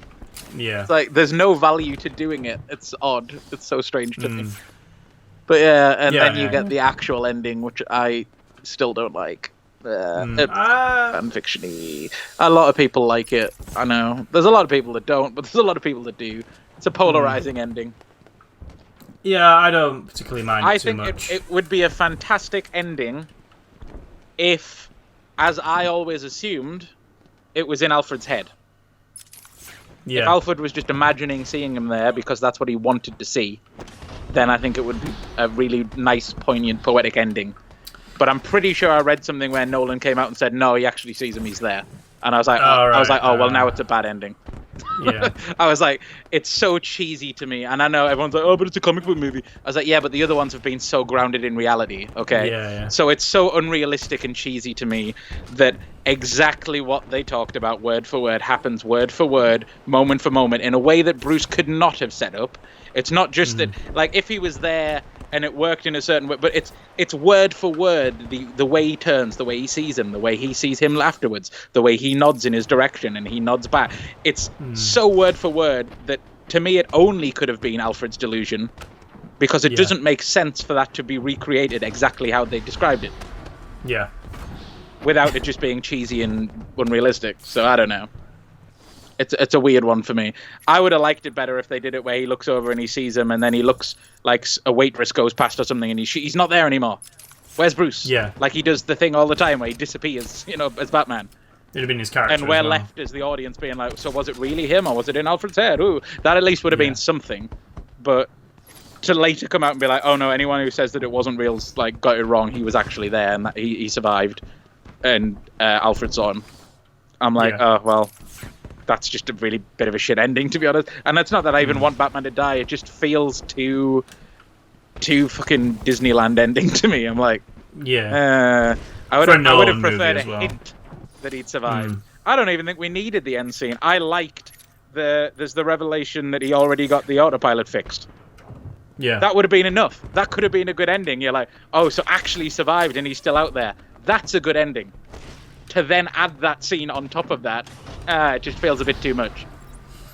He's slapping us with the ending, and we've already got it from the scene where they explain that the autopilot was fixed. Like, we already get it. You don't have to then hit us with it. Yeah, I didn't particularly like the fact that Catwoman was with him. I was like, they've literally done nothing together. Like, why are you pitting these two with each other? It just felt really weird to me. It's just strange to me that the rest of the trilogies we've talked about is so subtle in its execution of everything. And all of this last 10 minutes of this movie is the least subtle thing. It's like almost Nolan just gave up. It's weird. Yeah. I mean, I think he... Well, I don't think this was the movie he wanted to make, was it? I mean, even so, he could have stick to his guns, I suppose. No, but I would rate this movie, like, at least 1 or 2 numbers higher if it just ended after the revelation to Alfred that he actually did fix the autopilot, and Alfred has like a moment of being like maybe he's alive, and then we just end it there, or we like cut from there to the Robin thing if we have to have that. But, we don't have to have them seeing each other business. Like, when you said he already fixed the autopilot, the audience got it. It's like the bit in Joker where he's like, oh, we'll do a flashback to show you that the thing that we just implied wasn't real. And it's like, no, we already got it. You don't have to show us it on top of getting it. Like, it's too much now. But this is a worse version of that because it's right at the end. I'm like, I hate those kind of things where they tell us the same thing multiple times. I'm like, I get it. Yeah. The subtle approach was better when you left it really, oh, but what do you mean he got the autopilot fixed? That's crazy. Does that mean he's alive? He's in the Old West, but he's alive. Yeah. I think that's... I get what you're saying. Show don't tell, basically. Yeah, exactly. Which isn't what Nolan does, you know. I mean, not usually, so it's kind of surprising he'd do it here, but... Oh well. Yeah, it's not a bad movie. Like, I'd still definitely recommend watching it. I'd recommend watching all three of them together. But yeah, to me, it's better if you try and view that ending with a lens of ambiguity. Like, forget anything Nolan came out later. I don't agree with any of that shit anyway. Like, him coming out later and saying, no, my intention was that it was real. I'm like, well, I don't really care. That's like J.K. Rowling coming out and telling me that this character was gay or whatever. Like, if you didn't say it explicitly in the art, it's no longer your place to tell us how to interpret your art. Like, once the art's out there, to me, that's the death of the author moment. Like, once you've made your art and you put it out in the public space, it's down to the audience's interpretation. So if I want to interpret it that way, I'll interpret it that way. If other people want to interpret it a completely different way, you know, we can debate that. We can debate why we think each other are wrong and why we think other people's views a bad take. But we can't invalidate that take by saying, well, later the author said he meant this. It's like, well, I don't care. He should have made that implicit in the story then. Well, that's the power of film, isn't it? That's why film's that enjoyable. It's like if Nolan came out now and was like, you know, Joker was actually a Black Lives Matter protester. I'd be like, well, I'm glad that that's what you think, but that's not how I interpreted the movie, and it's been out long enough that I don't really care that that's what you're telling me. So I don't see how that relates to the movie. Yeah. Can you imagine? I was going to say, are there even any black guys in The Dark Knight? And I was like, Morgan Freeman, I guess. Yeah. Is Nolan a racist? All right. Well, any other last comments on the Nolan trilogy? Release the Snyder Cut. Nice segue though. Nice segue. Yeah. So, Batfleck. No, Batfleck. I was really excited for Batfleck, I'll be honest. He is. Even Donald Trump was. He is visually the best live-action Batman to me. Yeah, the Batsuit. I fucking love the Batsuit. He looks the part as well. He's the type of... He's closer to the John Hamm look, like I said. Yeah. So now that the praise is out the way... I don't think it... I mean, in Justice League, I think he puts on a horrible performance. He's better in BVS. I think he's good in BVS. It's just weird. Like I said, to clarify again, I'm sure I said it in the last episode, but I haven't seen all of Justice League from start to finish, but I have watched all of Batman's scenes along with a lot of other scenes of the movie. Like, I did kind of like a recap when I was like, I wonder how bad it is. So I watched the key scenes, and then I watched all of Batman's scenes because I like Batman and I was interested in what it was about. I don't understand why they lean so heavily on Bruce being a fucking comedian in Justice League. Oh yeah, it's really fucking bad. Like the bit where he's on the floor and stuff. It's so strange because it's like someone said, "Oh, people thought BVS was too dramatic, so we'll make Batman really jokey and funny." But he was pretty sarcastic and funny in BVS. Yeah, like it was the right amount. That wasn't the issue with BVS. The issue with BVS wasn't that Batman wasn't funny enough. Like, he was fine. He had a dry wit and sarcasm to him in BVS that came through in a lot of the later scenes when they start teaming up. Like, once you get the Martha bit out the way. Like, there is some comedy in his character in BVS. And it's the right amount. Because Batman does have a bit of dry wit. Yeah, he does. But nowhere near as fucking much as he does in Justice League. In Justice League, he's basically Green Arrow. Yeah. Which is weird. Thank you, Whedon. Yeah. Yeah. It's like, that's not what Bruce is. Like, that's not Bruce's character. Hopefully he's not like that in the Snyder Cut. But I guess we'll see. I guess we'll see. Not that it fucking matters, I will because... finally watch it from start to finish before we watch the Snyder Cut, by the way. So I can compare the two properly, but... I remember when this came out, and everyone obviously no one really likes this movie. Are we talking Justice League or BVS? BVS for a minute. Okay. But with that in mind, I was always like, I don't know. I think he's a good Batman. Other than the movie's not the best, but I didn't watch it in cinema because everyone said it was horrible and all the reviews were bad, and I was like, oh, fine, I don't care. I hadn't seen Man of Steel either, so I wasn't invested in the DCEU. I hadn't watched any of the movies in the DCEU, so I was like, I don't really care. I was going to go and see it until I saw everyone say it was terrible. And then, like, months later, I was like, I really need something to watch, and I can't think of anything to watch. I'm going to finally check out that Batman movie and see what it's like. So I found it and I watched it, and I was like, that wasn't as bad as I thought. No, I definitely think a lot of it is obviously I went into it being told it was terrible. It's like the opposite of what we had in the other podcast where I bigged up a movie to you and it ended up not living up to those expectations. Yeah. It's the opposite of that. Is everyone told me this was like the worst thing ever. So obviously it couldn't live up to those expectations. It couldn't live up to how bad everyone described it. So it was always going to be pleasantly, surprisingly good. Yeah. Yeah. So basically, the moral of the story is always assume everything's going to be terrible and you'll enjoy it more. Exactly. Waffling on media. I think it's not the best movie, absolutely not. But it's not as bad as what people make it out to be. Yeah. And I don't think he's bad in it. I think he was enjoying himself, and I think in Justice League he was realised, oh, I've made a terrible mistake. Are we briefly touching on the movie as a whole? Or are we just trying to talk about Batman? I guess we could. Because I'd like to give a little shout out to controversial take 3 of the day. I like Lex Luthor in this movie. I love Lex Luthor in this movie. I don't get all the hate. No, I don't. I love people saying trying to make him more Jokerish. I'm like, I sound more like Jim Carrey Riddler, to be honest. But even then, but even then, like, have you seen any of the old Superman movies? Because he's acting like Gene Hackman. Even more so, like Hollywood bad boy Kevin Spacey. Yeah. I think Kevin Spacey's acting in that movie is almost par for par what I forget his fucking name, Heisenberg's doing. I said Heisenberg is doing in this. Like, I feel like he's taking leaves from all of those different Lexes, those live action Lexes, and like he has that manicness. Yeah, but he doesn't come across as jokery to me. No. I think he was really good. He was different. He felt fresh. Like, I liked this young lad who's just been fucked over by his... his dad used to be... I mean, I think that's the case with the comic book one as well, but I liked he was just this brat. And I don't know, I enjoyed that. It felt different.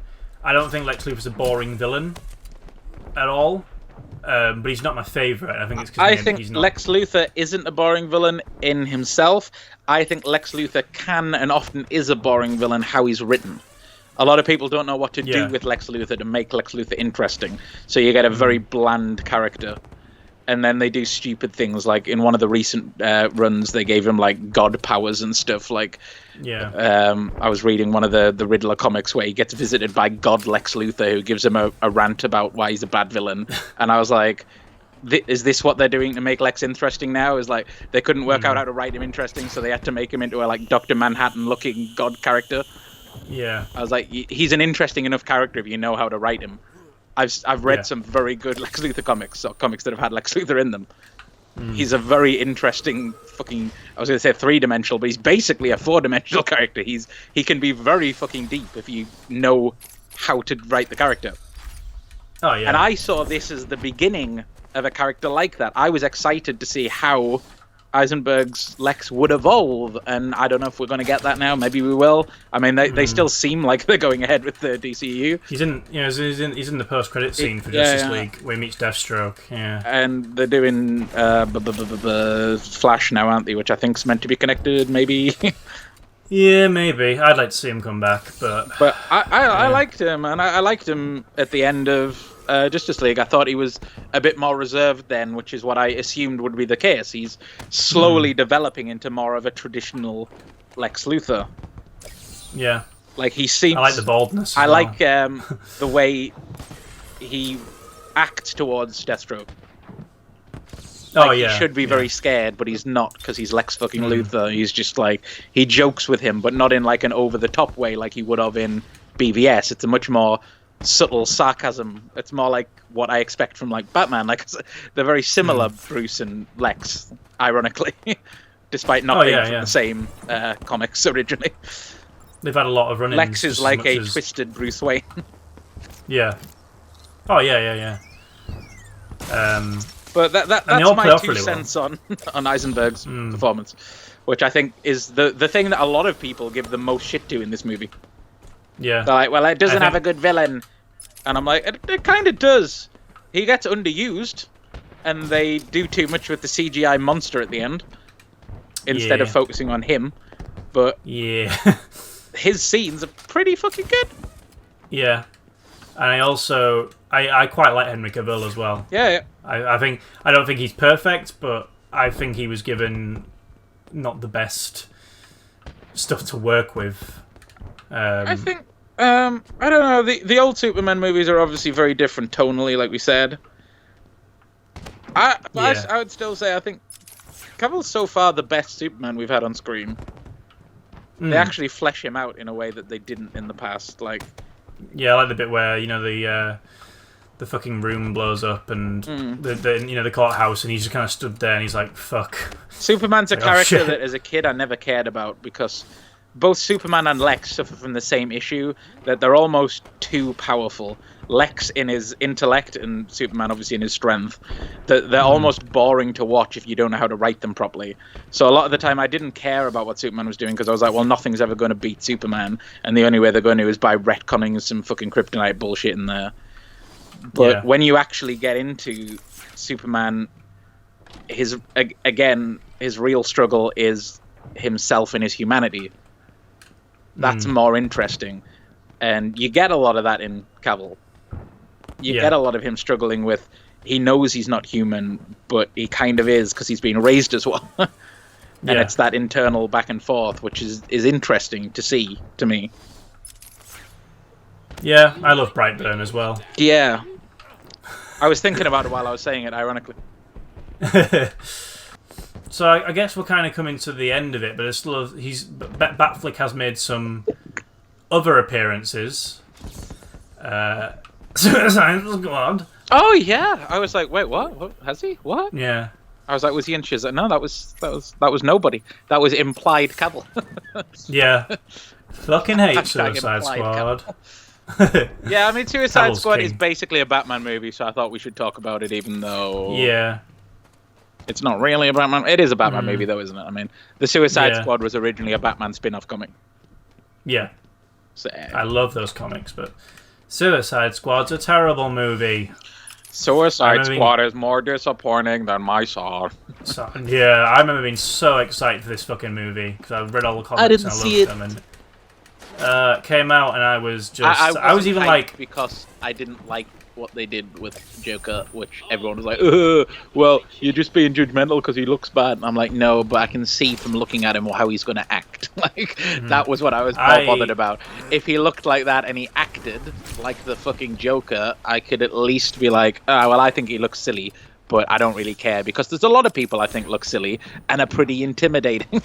There's a lot of people whose aesthetic I wouldn't choose myself, but I still wouldn't like to meet them in a fucking dark alley. Whereas I just think he's just laughable. Oh, he is. But I knew looking at him straight away that he was going to act like that, if that makes any sense. I guess that's judgmental or presumptuous of me, but I knew as soon as I saw him, I was like, I know exactly how Leto's going to play this. Yeah, I remember being like, really skeptical, but I got all ones in Arkham Island. Oh, interesting. Sorry. Yeah, I remember being really skeptical, but I was like, I'll give him the benefit of the doubt because you've not actually seen him in action. And then I was like, oh no, I didn't like that. I was always a bit touch and go with Leto as well. Everyone's like, oh, but he's a fantastic actor. He just got a bad role. And I'm like, I don't think he's actually that fantastic an actor. I think he's just good at transformations. Yeah. Like, he does a lot of big physical body transformations, and he plays roles very over the top in ways that you're like, oh, well, he's doing a totally different accent than he did, so he's a totally different character. And I'm like, yeah, but does that make him a good actor, per se? No. Or does that just make him dramatically different than his last role? Like, yeah. You know, it's all, like, whenever I'm watching a Jared Leto role, most of the time I know I'm watching Jared Leto play a character, and most people, well, that's the same for everyone. It's not, though. Like, when I watch Heath Ledger, like we said, I don't think of it as Heath Ledger. I think of it as the Joker. When I watch Aaron Eckhart as Two-Face, I think there's Two-Face. When I watch, fucking even Batfleck, I think of him as Batman before I think of him as Ben Affleck. Most characters I can suspend my disbelief and see the character, and I have to think about the actor to remember it's the actor. Yeah. That's what a good actor is, whereas I very rarely get that with Jared Leto. No, I don't think he's a bad actor either. I just think he puts almost a bit too much work into his acting that it's hard for me to see past. It's like I can see the effort when he acts. He definitely did with Joker as well. There's some roles that are more subtle. Like, I don't feel that way watching American Psycho. Obviously, it's a smaller role. But it's an understated role as well. He doesn't overplay it. Yeah. It seems like the more famous he got, the more he started to really overplay his roles. It's a thing that started happening to Johnny Depp, I think, too. Yeah. Johnny Depp is a really good actor, but the more famous he got, the more it became Johnny Depp doing an over-the-top performance. Yeah. Oh, yeah. Which is... I think that's my problem with Johnny Depp as well. I totally understand what you're saying. Yeah. I don't think... I mean, he only had, 10 fucking minutes of screen time. But in those 10 minutes, I was like, nah. I mean, I was kind of, on board at first, then I was like, nah. And people say, well, he should have been given a better chance. And I'm like, I generally don't think he'll do much in the future either. He acted such a little bitch as well when the Phoenix stuff happened. He was trying to get it cancelled. I'm like, I'll stop being a fucking bitch.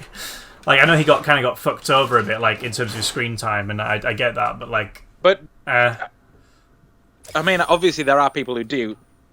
But do you think that the issue is that we got too little Joker? I don't. I think we could have done with less Joker, if I'm honest. I don't think the issue is that we didn't see him enough. I think the issue was that he was bad. I don't think seeing more of him would have made him less bad. I think it just would have been more scenes of him being bad. If Joker wasn't in the film... I don't think there would have been context to his badness by adding more to it. I don't think adding more scenes would have excused the bad scenes. No, I'm not. I'm just saying. I think a lot of people do. That's what I mean. A lot of people are like, but it would have made sense if we'd seen how he got there. And I'm like, that doesn't make it not bad, though. And I also don't agree. I don't agree that we would have understood it. But even if we did, that doesn't make the scene that's bad not bad. Yeah. So I don't think getting more of him was the issue, like a lot of people argue. Yeah, I mean, at this point, I just generally despise that film as a whole, not even for him. I think Margot Robbie was pretty fucking poor in that movie as well, which everyone seems to think she was amazing. Everyone loves Margot Robbie as Harley Quinn, and I think we've said before, because we did Birds of Prey in our first ever podcast, yay! Yeah. We're not that big. We don't hate her. No. But, I don't know. It's kind of a similar criticism for me as... I feel like she's just trying to be animated series Harley Quinn. And I can feel it when she's doing it. It doesn't feel natural. Weirdly, and a lot of the time she drops the accent. Yeah, it's really fucking distracting. It's fucking distracting. I would never put her as Harley Quinn, Margot Robbie. I can't. Yeah, she might look the part, but I just don't think she's got the cojones, personally. So I guess let's talk about the good things and the real MVP of this movie, Captain Boomerang. Oh, fucking Jai Courtney. He genuinely was really good, though. Yeah, that's what I mean. It's so funny. I didn't even know who the fuck Captain Boomerang was before I saw this movie. I was like... The thing is, I was a massive fan of Captain Boomerang from the Suicide Squad comics. I loved him. And this happened, I was like, you know what? I never read a Suicide Squad comic until after I said Suicide Squamic. A Suicide Squad comic until after this had come out. Yeah. I just never got round to it. I'd heard of it, but I was like, I'm not that interested in the spin-offs because I just didn't know much about them. But after this movie came out, I actually read the comics before I saw the movie. Because the movie came out, I didn't see it in cinema. I saw it a year or two later when I was like, I guess I should check it out. Basically what I'm doing now with Justice League. I always end up watching these movies a year or two later when I can be asked. Because everyone's put me off watching them. But I ended up reading the comics in that time. So I had read the comics before I watched the movie, which was interesting. But I didn't know anything about Captain Boomerang before the movie came out. So when I was seeing clips released and reviews of the movie and things popping up, and I was like, Why is there a fucking Captain Boomerang? What? He has a boomerang? What type of villain is that? And then the more clips I watched, I was like, he's actually quite funny. I'll give him that. And most of the reviews said so. Most of the reviews were like, he's actually pretty one of the funniest parts of the movie. Everyone's like, this is actually Jai Courtney's only good role. I'm like, yeah. And they're bringing him back, aren't they, for James Gunn's Suicide Squad? So it'll be interesting. And Will Smith's alright. He's alright, yeah. So I'd say he's alright. Good, not bad. This is the bit where he's walking with his daughter, and his daughter's like, Mum says you kill people, and it's one of the funniest. No, you're misremembering it. He's walking with his daughter, and his daughter says, Mum's off with August having an entanglement. And then Will Smith cries in the street, and then Batman comes down and beats him up for being a cook. You don't remember that scene? Maybe that's the. Maybe I do now. The Aya cut. Maybe Maybe that's what they're going to release in the Aya cut. Maybe I saw a special release. Yeah. Maybe. I just like the bit where his line delivery where he goes, "Oh yeah, Mum said that you killed people and stuff," and he's like, "What? No, that's not true. She's lying to you," and it's like the worst fucking delivery ever. And it's like, and he just lies to his daughter. It's strange and all that. though, like, because some of the other lines are well delivered. That's why I said he's all right. Is like, he's competent in some scenes, but it seems like some scenes he just stopped caring. It looks like he's having fun. But the movie's not fun. No. Yeah. And then you've got all the others. Diablo's alright. Yeah. I like Viola Davis as Waller. She's going to be back in the... I didn't like what they did with Killer Croc. I know a lot of people did. Yeah, I did at first. I respect the fact they used practical effects, and I looked at it, I'm like, ugh. Not even visually, just like his attitude, his actual portrayal. I didn't really like it. I didn't think he was like Croc enough for me. If he acted more like he could have looked like that and acted like the Croc from the Arkham Asylum game that you've just played.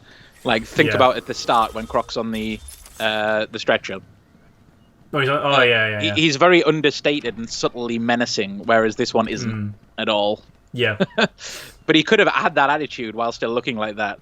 As you learn by the Arkham Knight games, in those games, Croc is evolving. Yeah, he gets bigger and stuff. So it could have been explained that this is just like an earlier version of Croc that isn't as monstrous looking.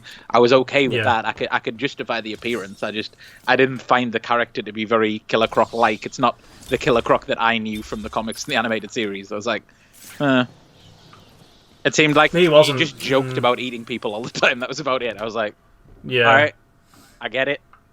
Calm down. They tried to be very Guardians of the Galaxy, didn't they, as well, with using the fucking music and stuff, like, that just didn't fit of anything. Yeah, well, this movie suffered a lot from being reproduced, right? Everything got jumbled up and put back in a different order with bright neon aesthetics and stuff that wasn't originally intended, I'm pretty sure. No, it wasn't. So it's Aya wanted a darker... At least the Aya cut. I genuinely, like, I was thinking about this, I'm like, actually, Aya comes across as a bit of a dickhead, I feel. Yeah. The way he talks to people online. I only laugh at it kind of because Ryan Johnson. The fans are dumb with the way they do it. It's not that I would like to see it. I'd like to see the Snyder Cut just out of interest. It doesn't mean I think it'd be good. I think more versions of a movie we can see, the better. That's always a good thing. I don't give a I like seeing, it's why I buy Blu-rays, so I can see more of like behind the scenes, and I can see, a lot of them have like Mad Max has the black and white cut and things like that. I like seeing different versions of a movie. I like seeing director's cuts. I like seeing, so this is the art that we got, but this is the art that we could have got. Yeah. I think that's all great. So I have no issue with the idea of releasing the Snyder Cut or the Aya Cut. They sound very similar when you say them together. Snyder. Like side up. That was me after watching Suicide Squad. Holding my head and crying. It was everyone. But yeah, who else is in this fucking movie? There's everyone of the Enchantress. Slipknot, Enchantress, Cara Delevingne. I forgot Slipknot was in it since he gets... Rick Flag, Joel Kinnaman. It's not... who's good? Who else is good? Viola Davis is pretty good. Viola Davis is pretty good, yeah. Joel Kinnaman's okay. He is. He tries what he's given. Same with Karen as Katana. Oh yeah, she doesn't get anything to do, so she's not interesting. But she's not. Yeah, in the extended cut, she has a line. She's not bad. I was like, because she doesn't do anything, so you can't. And I think Karen is a good actress for what that's worth. So. Oh yeah, in The Boys we've seen that. Clearly. Cara Delevingne was pretty shit. She tries. She's not good, but she tries. Yeah. I'll give her one thing over some of the other people we've said is I actually can get past it being Cara Delevingne, so she's at least acting. I view the character. Hey, it's not a good character, but I do view the character. It's June, isn't it? Yes, June Moon or something. June Moon. She's great in the Justice League Dark comics. I really like the character. Yeah, I've seen some really interesting things with Enchantress, comic-wise. Yeah. It's a shame that this is how we got her introduced to the mainstream. Yeah, she would have been better. Yeah, I would like to see an Aya cut. I don't think it'd be much better, but I would like to see it. Yeah, I'd definitely say that. So I guess to wrap up, just a very because I don't know how long we've been going for. You've got the timer. 5,000 years. Oh God, you're gonna have to do so much editing. I know. But to wrap up, should we do 10 minutes or so, just talking about what we're excited about for the new Batman movie? Yeah. Well, Patterson, for sure. Patterson. I've never heard Patterson. That makes sense. Yeah. It's like Batfleck, obviously. But I'd never heard the nickname. It's good. I like it. It's good, yeah. I'm fucking buzzing for his portrayal because you and me have kind of found a newfound love for him after Why'd your ma spill her pearls, Bruce? Why did she spill her pearls? That and Good Time. Good Time. Yeah. And that movie that we were going to watch that we haven't yet, the A24 one. Very good in Hard Life, Hard Times, Hard something. Hard something. High Life or something, isn't it? High Life, maybe. I was like, Hard Life. It's a hard bad life. Yeah. I'm excited for him. The suit looks fucking cool as well. I'm very excited for Paul Dano.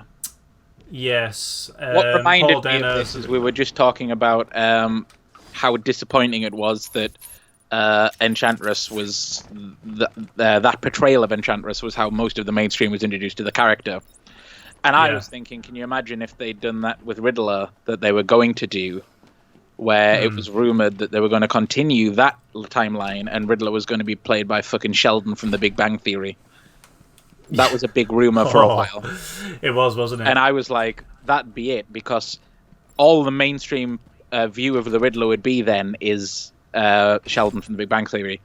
Like, nobody would care about comic book Riddler anymore, because it's like how, only like the fans, because like, it's like as soon as... Suicide Squad came out, nobody cared about the older version of Joker or the older version of Harley Quinn, other than the fans. It was just, I'm going to cover myself in tattoo.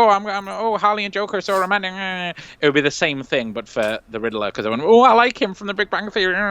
Yeah. And I would have died and given up on everything. So I was so happy when they announced Paul Dano. I was like, that's a good casting. Yeah, well, it was going to be Jonah Hill originally, wasn't it? Which I was still okay with. I don't think it's a great casting, but I would have been interested to see... in all honesty, I was excited to see anybody that wasn't the guy from The Big Bang Theory, whose name I keep forgetting. Jim Parsons. The thing is, I actually like Parsons as an actor, but you're right, every time I see him, I'm like, oh, it's Sheldon. Well, no, he's the a good issue actor is I like him as an actor, but you know that if he was cast as the Riddler, they try to make him act like Sheldon. Like Sheldon, yeah. Like, there's no way... that they would have been smart enough to be like, oh, we'll cast him to act in... They'll be like, no, we're going to capitalize on the fact he was in that popular show, and we're going to make him play it like that. Oh, yeah, they would. Like, I think Parsons could have played a much more menacing Riddler. But I don't think they would have been cast in that light. No, yeah, I know what you're I saying, think he only would have been cast as a gimmick. Yeah. Dana is fucking great. I remember when it happened, and you and me were literally coming. Not we weren't together, but we were coming. We knew. We just felt it. Like, I just wouldn't have ever placed Dana as Riddler, but now I look at it, yeah, he's a fucking great pick. There'll Be Blood with Daniel Day-Lewis. In that he's probably the most Riddler I've seen him. Yep.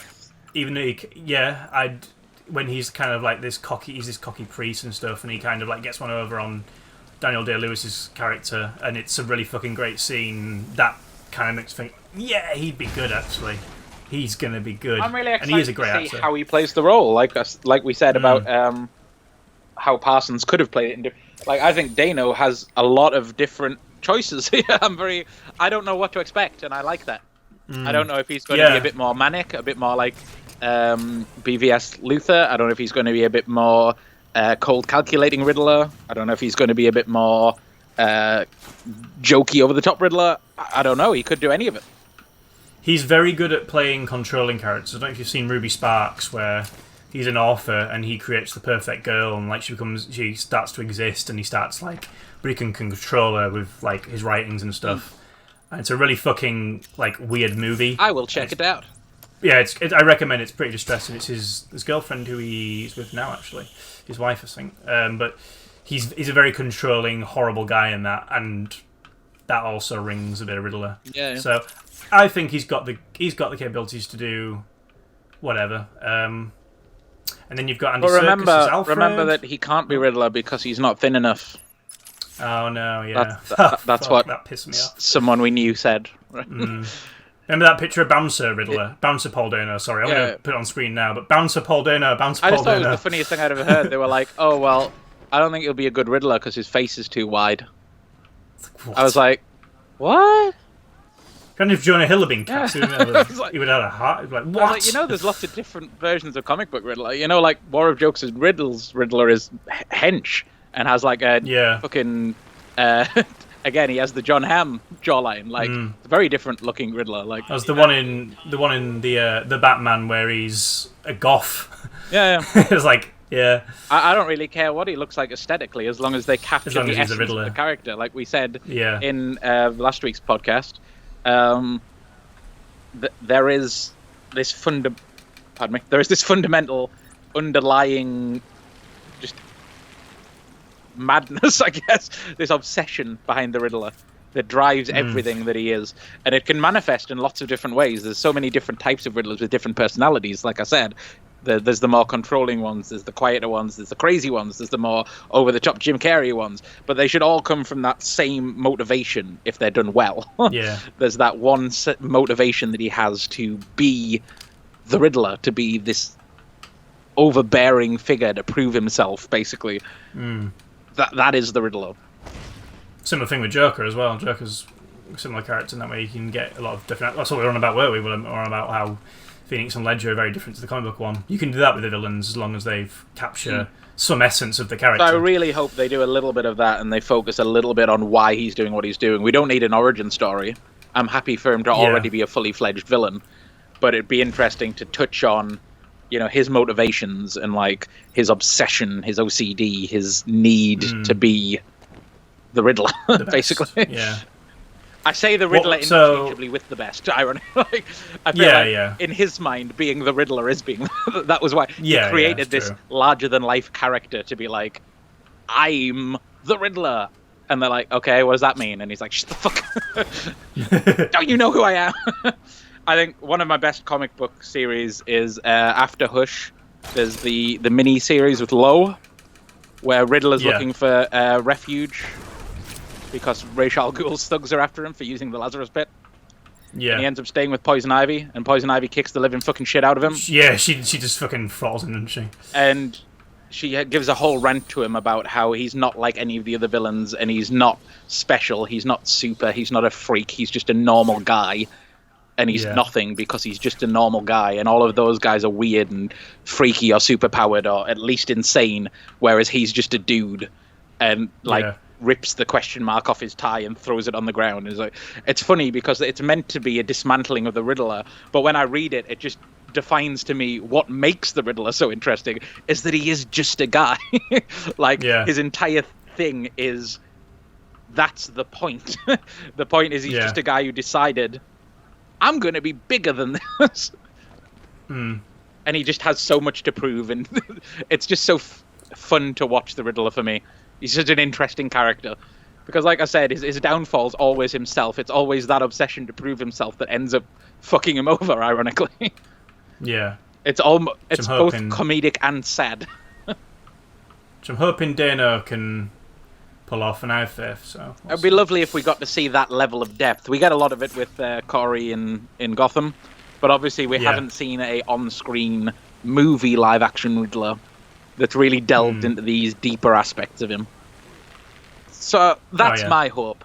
But I guess we should talk a little bit about the movie outside Riddler, because I've ranted enough about my favourite boy now. Well, we've got Andy Serkis as well, haven't we, as Alfred, when he should have been the Penguin, but... I like the casting of the Penguin. I like Colin.